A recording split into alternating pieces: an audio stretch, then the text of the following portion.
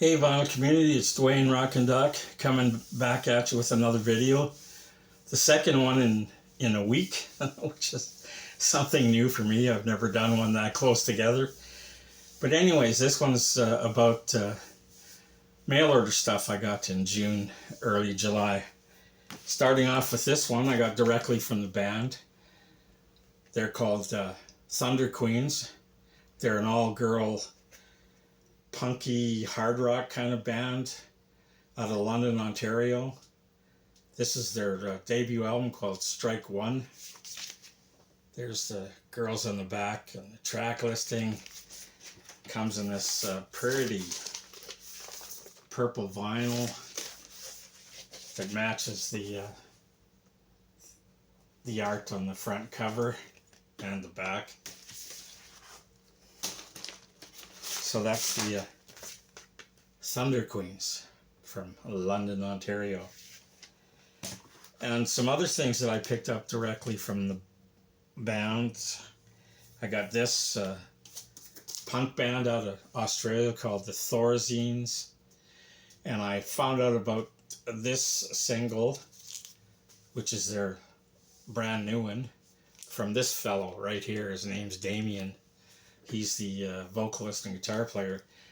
He has his own YouTube channel called Long Gone Loser Rock Show, and that's one of the channels I watch all the time because he always shows great stuff. He's into punk, big Ramones fan, as you can tell, and he's into Japanese stuff. He's been to Japan a couple of times. And he always shows great stuff that he picked up in Japan, and shows him shopping at the Japanese stores and some concert stuff from shows he's been to in Japan. So if you're into like garage rock and hard rock, punk rock, especially from Japan, check out his YouTube channel. I'll try and leave a link down at the bottom there if I remember. Anyways, this is a brand new one. It's called I Can't Believe This Is Goodbye on the A side, and a couple other tracks on the B side. And I think the red one was a limited edition. I think they only did, I believe, 100 copies in red, and the rest were in black. So I was fortunate to get a red one. Came with this. He also threw in this Thorazines sticker, and he wrote a little personal note on the back of it for me. So that's the Thorazines from Australia. Some other stuff I got directly from the artist. His name's Brian Ray. He's got a new album coming out the beginning of August called My Town. So I pre-ordered that because I heard a track, one of his tracks on YouTube, a great power pop.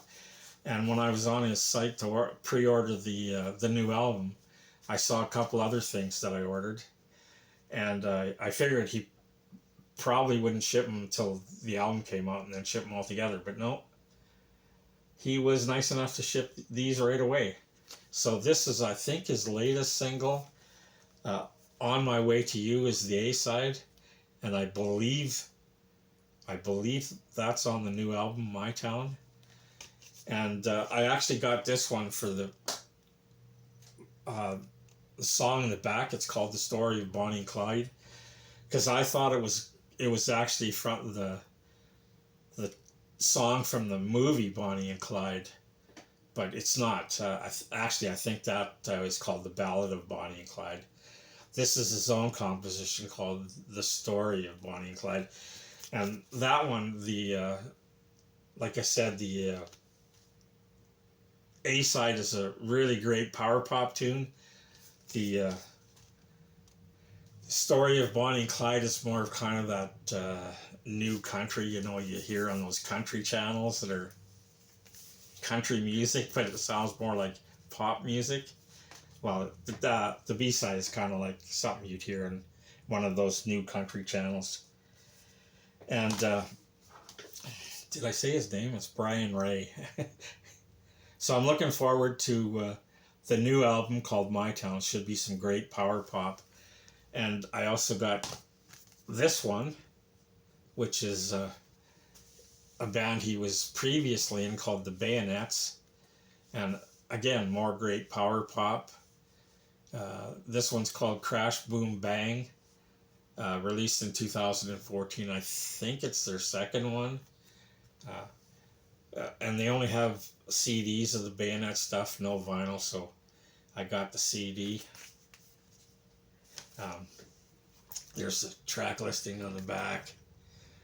And if you're not familiar with him, and I wasn't actually either myself, till I went on his site, he plays in Paul McCartney's band. He used to, and I think he still does, I'm not sure, but he was in Paul McCartney's band.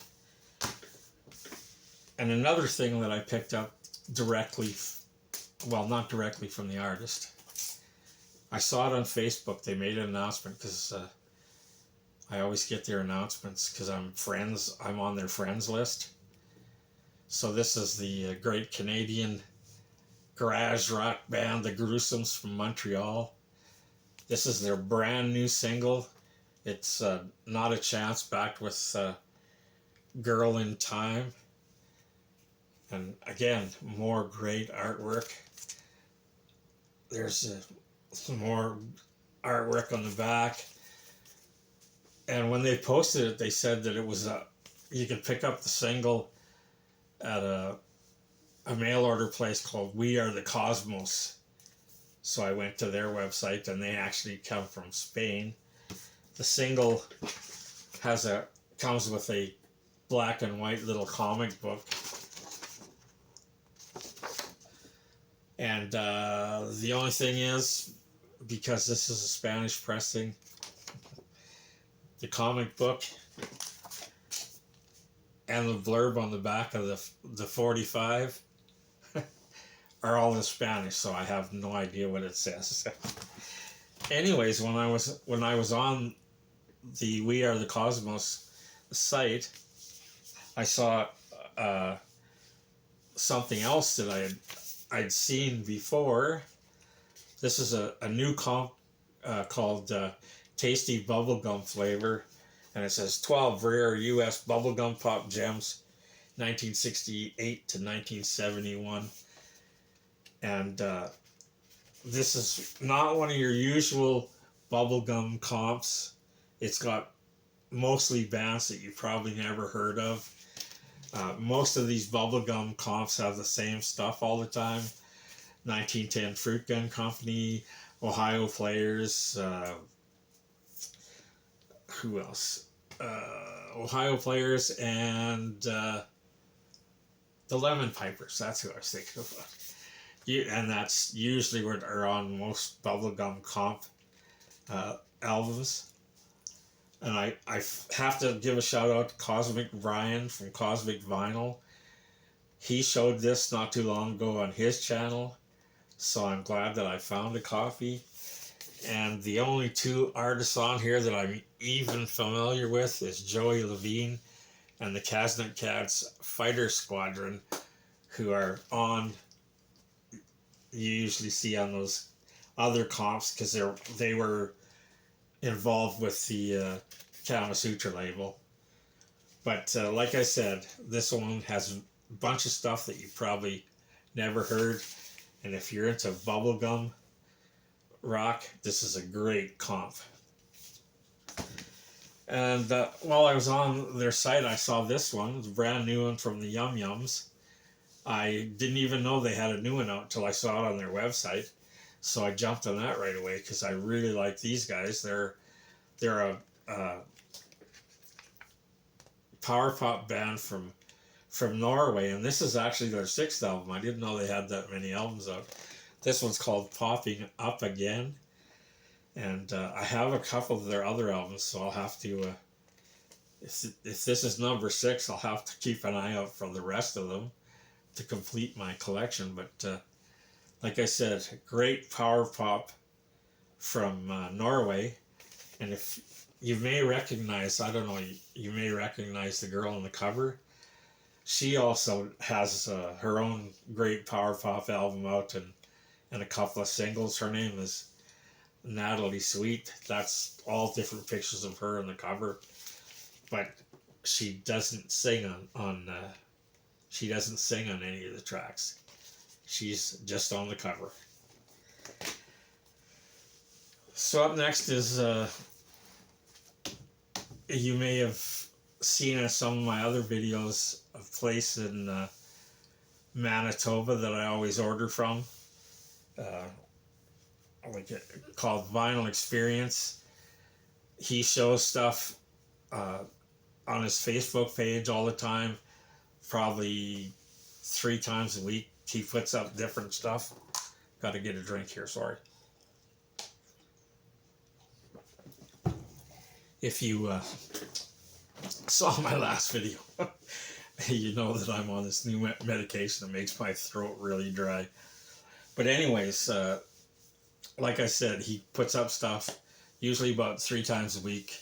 So you can, when you see it, you can go, yeah, I want that, I want that, I want that. And hopefully you get it before somebody else does, which has happened to me before, where I didn't get it in time. But anyways, usually at the end of the month, I tell him to put it all together and ship it to me. So this is the stuff I got in the last shipment. One new thing, the Misfits, their Die Die My Darling 12-inch EP. There's the other tracks. And I have to admit I'm not a big Misfits fan, but I love this cover. And he was selling it dirt cheap, so I grabbed it. I do like that song though. And like I said, I love the cover art. It's done by Pusshead. You may remember him from, he used to do artwork for Metallica. And I've actually seen the Misfits. I saw them in the early 90s, mid 90s when I lived in Vancouver. Me and a couple of pals went down to Seattle. We actually went to see Anthrax, who were opening for the Misfits at some real shithole club in Seattle. And it was fucking dismal. It was just awful. The sound was just horrendous. It made Anthrax sound really bad. And I thought, well, they're the opener. When Misfits come on, the sound will get better. No, it didn't. The Misfits sounded like shit too. Just because of the sound in this club was just awful. Anyways, and that's the only Misfits record I owned. Got a couple other things. Chicken Shack. This is an album from 1971 called The Imagination Lady. And this is, they're down to a 3-piece with Stan Webb on guitar. That's him there in the middle. His first couple albums featured Christine Perfect on keyboards, who was later became Christine McVie from Fleetwood Mac. But Stan Webb is a really underrated guitarist. I think he's a really great blues rock guitarist. This is an awesome blues rock album. Any Chicken Shack album you should pick up. They're all really good. But I did get a chance to see him play in 1974 when he was playing with Savoy Brown, which he did for a brief time. I saw them. They were second on the bill. In 1974, they played in the Saskatoon Arena, where I used to live, with Kiss as the opening band on their first big North American tour. And at the time, nobody knew who Kiss were. I knew who they were because I'd seen them. I'd read several articles and I saw some pictures of them in some of the rock magazines I used to read. So I was looking forward to seeing Kiss. And they were awesome. They put on just an incredible show. Nobody had ever seen a show like that before. And then Savoy Brown came on, and they were just fucking great. With the awesome guitar playing from Stan Webb. Also, Kim Simmons was still in Savoy Brown. And Bill Anderson doing vocals, and that was on their Boogie Brothers tour, and that's became one of my favorite Savoy Brown albums. And anyways, the headliner for that show was Manfred Mann, and I guess they didn't make much of an impression on me because I can't remember a thing about Manfred Mann. I didn't even remember that they were the headliners until I looked it up on Google. So, anyways, seeing him was just awesome. So that's Chicken Shack with Stan Webb. And then I picked up a couple of old things that I don't have. Rod Stewart's Gasoline Alley. I have to admit, again, I'm not a big fan of Rod Stewart, but I have been picking up some of his earlier stuff, which is his better stuff, in my opinion. So I got this one. It was pretty cheap, so I decided to pick it up. And also some more Mott the Hoople. I've been picking up Mott the Hoople stuff recently. Because again, there was another band that back in the day I wasn't a big fan of. I liked all the Young Dudes and a couple other tracks, but I wasn't much into them. But I'm starting to get into them now. This is the Mott album from 1973, I believe. And it's got a couple of tunes on here that you probably best remembered from this album. One is All the Way from Memphis, and the other one is Honolulu Boogie. Those are the two that I remember from that album. But I'm starting to get more of my Mott the Hoople collection. And then I picked up another one to add to my collection out of Toronto, the Downtown Blues Band. This is one of their early albums. It's from 1974, I believe. It's called Dancing. It's one of the early ones that I didn't have, so and now I have it. Downtown Blues Band.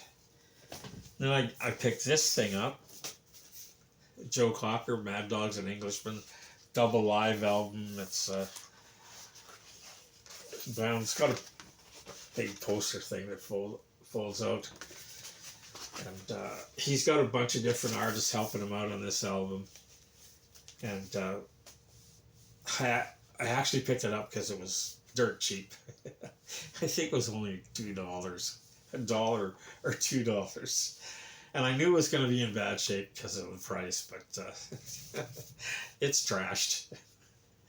And it's real noisy, so I'm going to have to find a better copy because this one I'm not going to keep.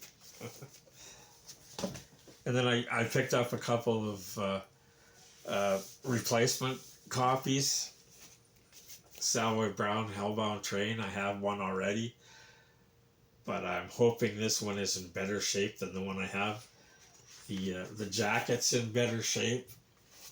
I haven't played the vinyl yet. It looks really good, so I'm hoping it's in much better shape than the one I have. If it is, I'll keep this one and sell the other one. And then I got this one, the first Brownsville Station album called No BS. And again, I already have this one, but the one I have, one side of the album has a big scratch in it, and this one, the vinyl's in excellent shape, although the cover is not quite as good as the one I already have. This was one of those cut corner albums. Somebody decided to do a repair job on it, so they put this cardboard in it and colored it, which I think it would have looked better if you would have just left the cutout there. And I was going to switch it to take the album out of this one and put it in the other jacket, because the other jacket, like I said, was in better shape. But this is the original first U.S. pressing, and it's got the